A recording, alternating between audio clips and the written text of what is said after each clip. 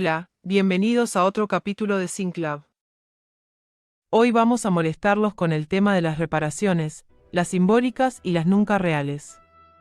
El título que nos sugiere el profesor para hoy es Washington, hablemos de reparaciones. Poco antes de la Cumbre de las Américas del año 2022 realizada en Los Ángeles, el presidente Biden anunció su intención de excluir a Cuba y Venezuela de su lista de invitados.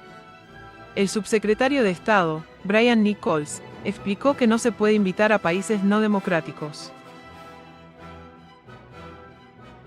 Decidir qué países pueden asistir a una cumbre regional no es considerado autoritario por un país que es el responsable histórico de miles de intervenciones militares solo en la región, de varias decenas de dictaduras, golpes de Estado, destrucción de democracias y matanzas de todo tipo y color desde el siglo XIX hasta ayer, bajo el ejercicio autoritario de imponer a los demás países sus propias leyes y violar todos los acuerdos con las razas inferiores que dejaron de beneficiarlo. Washington y las corporaciones a las que sirve no solo han sido los promotores de las sangrientas dictaduras capitalistas en la región desde el siglo XIX, sino también los principales promotores del tan mentado comunismo y de la realidad social, política y económica actual de Cuba y Venezuela. Ahora, que el gobernador de Florida ha firmado una ley para enseñar sobre los males del comunismo en las escuelas, sería estimulante que los maestros no se limitaran al menú de McDonald's. Todos esos crímenes y robos a punta de cañón han quedado impunes sin excepción. En 2010, el gobierno de Obama pidió perdón por los experimentos con sífilis en Guatemala, pero nada más que una lágrima. La impunidad, madre de todas las corrupciones, ha sido reforzada por una especie de síndrome de Hiroshima, por el cual todos los años los japoneses le piden perdón a Washington por las bombas atómicas que le arrojaron sobre ciudades llenas de inocentes.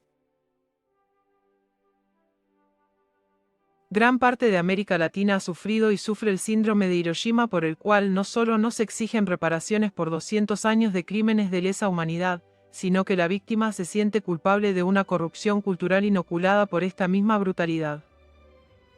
Hace unos días una señora recibía a su hermano en el aeropuerto de Miami envuelta en una bandera estadounidense mientras le gritaba en castellano: "Bienvenido a la tierra de la libertad". Es la moral del esclavo, por el cual, durante siglos, los oprimidos se esforzaron en ser buenos negros, buenos indios, buenos hispanos, buenas mujeres, buenos pobres. Es decir, obedientes, cómplices. Todo esto se enmarca dentro de los intereses económicos de un imperio. Dios puso nuestros recursos en otros países, pero el factor racial fue fundamental en el fanatismo del amo blanco y del esclavo negro, del empresario rico y del trabajador pobre. Actualmente, los movimientos contra el racismo en Estados Unidos han cedido a un divorcio conveniente por el cual el pensamiento y la sensibilidad global, macropolítica, se anula para dejar lugar a la micropolítica de las reivindicaciones atomizadas. Una de ellas, la heroica y justificada lucha contra el racismo, pierde perspectiva cuando se olvida que el imperialismo no solo es un ejercicio racista, sino que históricamente fue alimentado por esta calamidad moral. Antes de la aparición de la excusa de la lucha contra el comunismo, la justificación abierta era poner orden en las repúblicas de negros, porque los negros no saben gobernarse ni explotar sus propios recursos.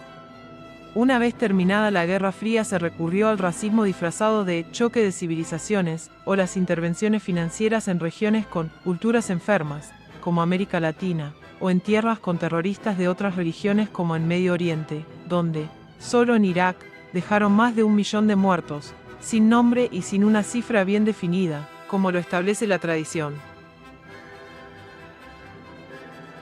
Esta moral del esclavo fue y es una práctica común. En 2021, por ejemplo, el candidato favorito de los conservadores a la gobernación de California, Larry Elder, afirmó que es razonable que los blancos exijan una reparación por la abolición de la esclavitud, ya que los negros eran de su propiedad. Guste o no, la esclavitud era legal, dijo Elder. Y continuó: la abolición de la esclavitud les arrebató a los amos blancos su propiedad. Elder es un abogado negro por parte de madre, padre, abuelos y tatarabuelos. es decir, descendiente de propiedad privada. Por la misma lógica, Haití debió pagar esta compensación a Francia por más de un siglo. La propuesta del candidato de California fue una respuesta a los movimientos que reclaman una compensación para los descendientes de esclavos. Un argumento en contra es que no heredamos los sufrimientos de nuestros antepasados y cada uno es responsable de su propio destino. Algo muy de la ética y la visión del mundo protestante, es decir, en pocas palabras, uno se pierde o se salva solo.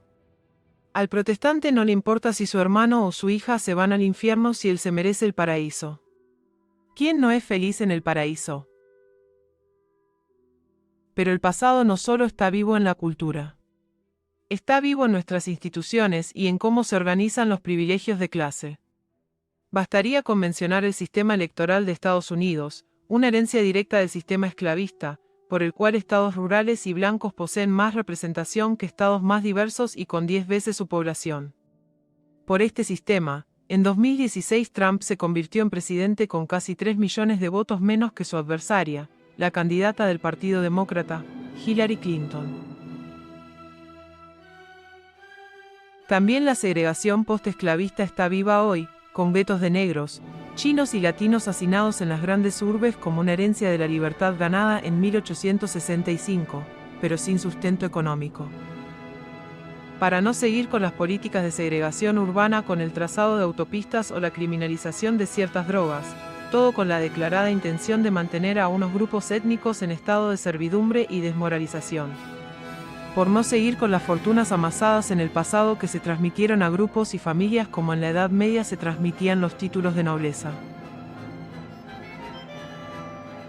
Los latinoamericanos están, por lo menos, unos siglos atrasados en cuanto a una reparación económica por las democracias destruidas y por las dictaduras impuestas a punta de cañón.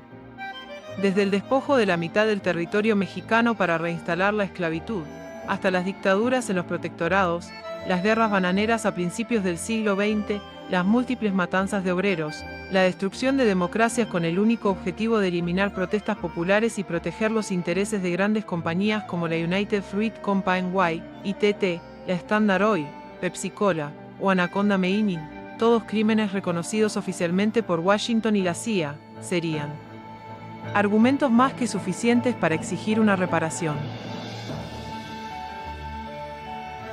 Sin embargo, como lo indica la lógica de bancos e inversores, la reparación es siempre exigida a las víctimas. Lo mismo se podría decir de la Europa que, por siglos, se enriqueció con cientos de toneladas de oro y miles de toneladas de plata de América Latina, o masacrando decenas de millones de africanos al tiempo que les robaban fortunas astronómicas que prueban, según dice siempre el escritor Mario Vargas Llosa, el camino correcto del éxito. En otras palabras, Washington no está en condiciones de moralizar, ni dentro ni fuera de fronteras. Pero su arrogancia procede de su ignorancia histórica o, más probable, de su fe en la desmemoria popular. Claro que, como estamos aquí para aportar, le recordamos su larga historia de matanzas y sermones. Le recordamos que hay unas cuantas cuentas pendientes. Está bien. Podemos entender que las soluciones, aunque posibles y justas, son demasiado utópicas. Por eso quisiera sugerirle, como decía mi abuelita en el campo, señores, calladitos se ven más bonitos. Si tienes tiempo y estás dispuesto a cuestionarte alguno de estos mitos fundadores, por favor, ya sabes, piénsalo.